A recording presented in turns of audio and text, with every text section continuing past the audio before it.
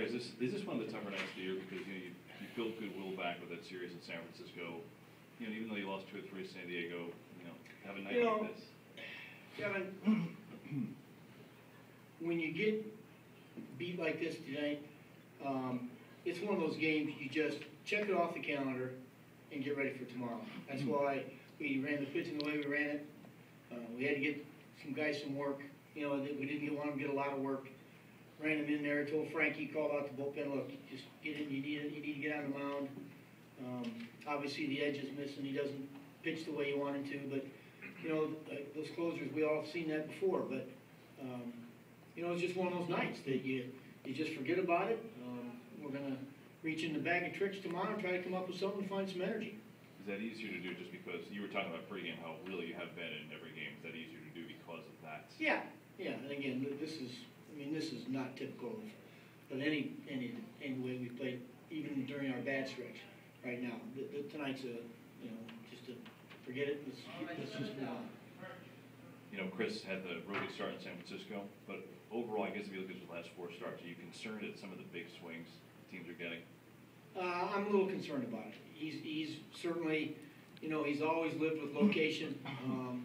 He's one of those kind of guys that really has a game plan, has to stick to it, and when he falls behind in certain counts, he can get hurt because he just, he's got to locate the ball in areas that he doesn't have much success. So I know he's really frustrated with himself tonight, but again, he looked up in the 5th inning.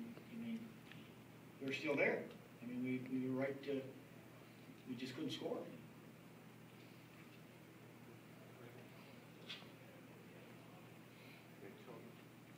I guess from the way you say, just chalk this up to one night and move on, there aren't necessarily any warning signs you see of this thing maybe spiraling out of control. There really isn't. I had conversations in the last 2 days with 6 or 7 of the players in that room, trying to make sure that they got themselves ready, stayed positive, realized we had to play through some things, tried to get them prepared, and then this happens tonight. So you just, again, you shrug your shoulders and say, look, we got a game in 12 hours. Get some dinner, get some rest, let's go. Just the fact that the losing streak now is at 9 games at home, is that something, aside from the obvious, is it something to be concerned about, just that it builds? Yeah, Dan, we you remember last year we didn't play good at home.